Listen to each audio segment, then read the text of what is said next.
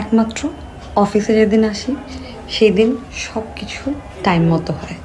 Time মতো নামাজ পড়ি, টাইম মতো খাই, টাইম মতো ঘুম থেকে উঠি, সব কিছু একদম টাইমলি, মানে পুরা দিনটা একদম মানে কি বলে প্রপারলি ইউটিলাইজ করা হয়, একটা প্রোডাক্টিভ ডে হয়।